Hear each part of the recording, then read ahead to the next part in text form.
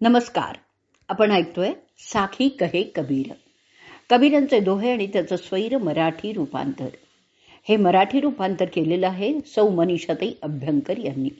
आपलं प्रकरण चाललंय 22वे सांज कव अंग. दोहे आज आपण घेणार आहोत 7 ते 9.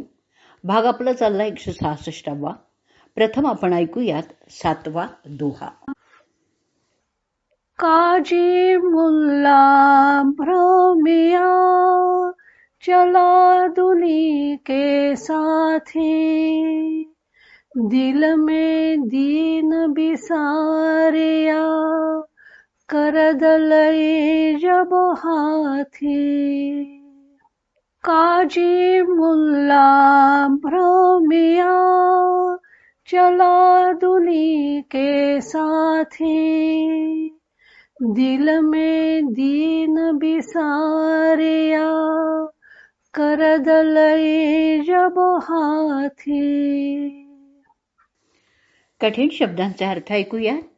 भ्रमिया म्हणजे भ्रमग्रस्त, दुनी दुनिया, दीन धर्म, करद सुरा.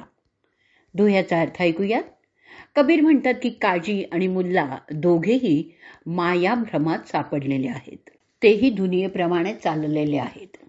जेव्हा त्यांनी जीववधासाठी हातात सुरा घेतला तेव्हा ईश्वर एक आहे ही आपल्या धर्माची शिकवण ते पूर्णतः विसरलेत. कबीर प्रत्येक धर्मातल्या उणीवांवर बोट ठेवत आहेत. काजी आणि मुल्ला ही इस्लाम धर्मातील 2 महत्वाची पदं आहेत. काजी म्हणजे मुसलमानी कायद्यानुसार न्याय करणारा न्यायाधीश, तर मुल्ला म्हणजे धार्मिक शिक्षण देणारा पंडित. दोघेही धर्मानुसार चालणारे असलेच पाहिजेत. परंतु इकडे ईश्वर एक आहे, तो सर्व ठिकाणी भरलेला आहे असं म्हणायचं आणि दुसरीकडे त्याच प्राणी मात्रांचा जीव घ्यायचा. या वागण्यात अंतर खूप आहे. बोलायचं एक आणि करायचं एक. धार्मिक गुरु म्हणून जगात मिरवायचं आणि धर्माविरुद्ध मात्र आचरण करायचं. असे लोक सामान्य लोकांप्रमाणेच आचरण करताना दिसून येतात. आता आपण या दोह्यावरचीच मराठी साखी ऐकणार आहोत. काजी मुल्ला तेही भ्रमले दुनिये समाचरती, जीववधासी सुरा घेतियन धर्म विसरुनी जाती. काजी मुल्ला तेही भ्रमले दुनिये समाचरती, जीववधासी सुरा घेतियन धर्म विसरुनी जाती. पुढचा दोहा ऐकूयात 8वा. जोरी करी जिब जय करे, कहते हैं जुहला, जब दपतर देखेगा दई, तब भयगा कौन हवाल. जोरी करी जिब जय करे, कहते हैं जुहला,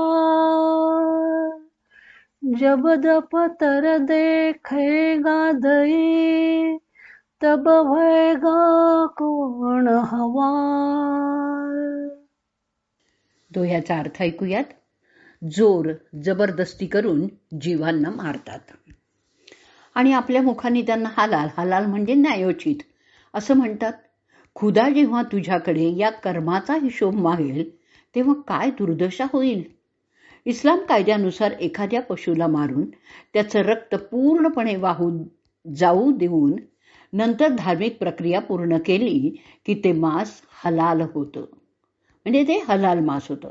हे मांस खाण्याला इस्लाम धर्माची मान्यता आहे. त्यांचं मांस खाणं निषिद्ध मानलेलं आहे.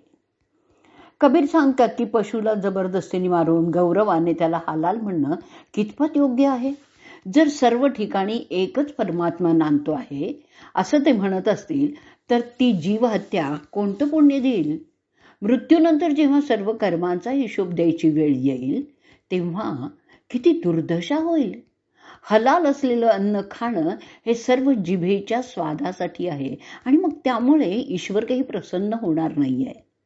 आपण आता ह्याच दोह्यावरची मराठी साखी ऐकूयात.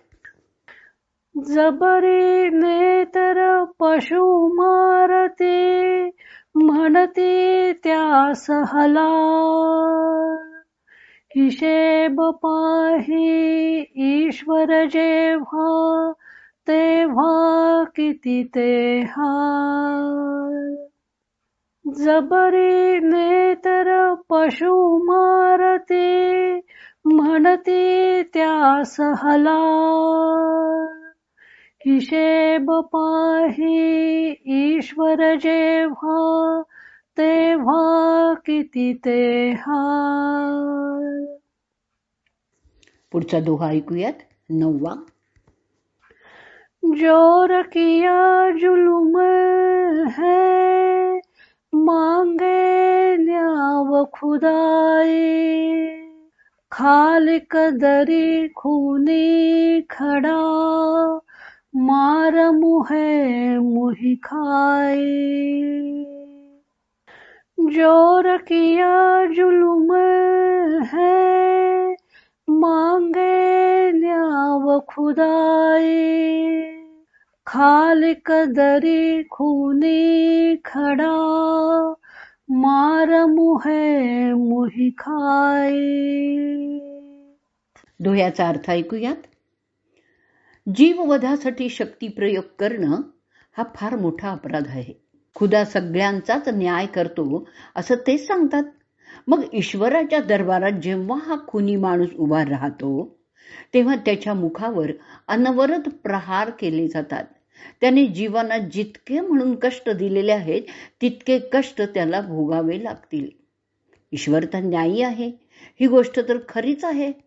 तो सर्वांच्या कर्माचा लेखाजोखा पाहून त्याला उचित ते फळ देत असतो.